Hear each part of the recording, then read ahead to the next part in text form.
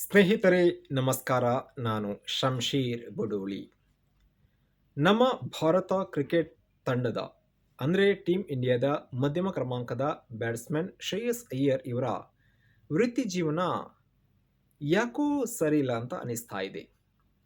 ಯಾಕೋ ಶ್ರೇಯಸ್ ಅಯ್ಯರ್ ಅವಕಾಶ ಇದ್ರೂ ಚೆನ್ನಾಗಿ ಆಟ ಆಡ್ತಿಲ್ಲ ಎಂಬಂತಹ ಆರೋಪ ಕೇಳಿ ಬರ್ತಾ ಇದೆ. ಒಂದು ರೀತಿ ಈ ಹಳಿ ತಪ್ಪಿದ ರೈಲು ಅಂತ ಹೇಳ್ತೀವಲ್ಲ, ಅದೇ ಥರ ಅವರ ಟ್ರ್ಯಾಕ್ ಇರುವಂಥದ್ದು.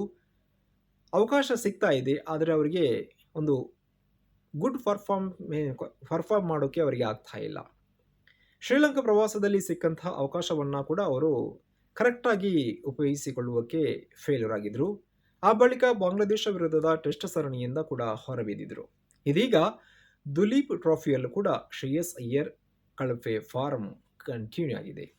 ಮೊದಲ ಪಂದ್ಯದಲ್ಲಿ ಅರ್ಧ ಶತಕದ ಇನ್ನಿಂಗ್ಸ್ ಆಡಿದರೂ ಅಯ್ಯರ್ ತಂಡಕ್ಕೆ ಗೆಲುವು ಸಿಕ್ಕಿರಲಿಲ್ಲ. ಇದೀಗ ನಡೀತಾ ಇರುವ ಎರಡನೇ ಪಂದ್ಯದಲ್ಲಿ ಅಯ್ಯರ್ಗೆ ಖಾತೆ ತೆರೆಯೋಕೆ ಸಾಧ್ಯನೇ ಆಗಲಿಲ್ಲ. ಕ್ರಿಕೆಟ್ನಲ್ಲಿ ಬ್ಯಾಟ್ಸ್ಮನ್ ಒಬ್ಬ ಶೂನ್ಯಕ್ಕೆ ಔಟ್ ಆಗುವುದು ಸರ್ವೇ ಸಾಮಾನ್ಯ. ಆದರೆ ಶ್ರೇಯಸ್ ಅವರನ್ನು ಸೋಷಿಯಲ್ ಮೀಡಿಯಾದಲ್ಲಿ ಸಖತ್ ಇದೀಗ ಟ್ರೋಲ್ ಮಾಡಲಾಗ್ತಾ ಇದೆ, ಟೀಕೆಗೆ ಒಳಪಡಿಸಲಾಗ್ತಾ ಇದೆ. ಇದಕ್ಕೆ ಕಾರಣ ಅಯ್ಯರ್ ಶೂನ್ಯಕ್ಕೆ ಔಟ್ ಆದಂತಹ ವಿಚಾರ ಅಲ್ಲ, ಬದಲಿಗೆ ಅವರು ಕಪ್ಪು ಕನ್ನಡಕವನ್ನು ಹಿಡ್ಕೊಂಡು ಬ್ಯಾಟಿಂಗಿಗೆ ಬಂದಿದ್ದು.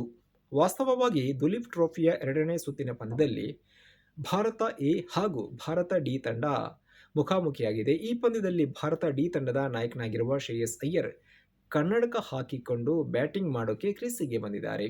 ಆದರೆ ಕೇವಲ 7 ಎಸೆತಗಳನ್ನು ಆಡಿದ ಅಯ್ಯರ್ ಖಾತೆ ತೆರೆಯದೆ ಔಟ್ ಆದರು. ಖಲೀಲ್ ಅಹ್ಮದ್ ಎಸೆತದಲ್ಲಿ ಔಟ್ ಆದ ಶ್ರೇಯಸ್ ಅಯ್ಯರ್ ಬಂದಷ್ಟೇ ವೇಗವಾಗಿ ಪೆವಿಲಿಯನ್ ಸೇರಿಕೊಂಡರು.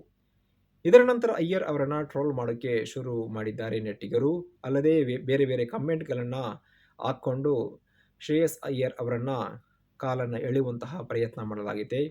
ಜೊತೆಗೆ ಕಪ್ಪು ಕನ್ನಡಕ ಹಾಕಿಕೊಂಡು ಅವರು ಹೇಗೆ ಬ್ಯಾಟ್ ಮಾಡೋಕ್ಕೆ ಬಂದರು, ಹೀಗೆ ಅನೇಕ ವಿಧದಲ್ಲಿ ಚರ್ಚೆ ಆಗ್ತಾ ಇದೆ.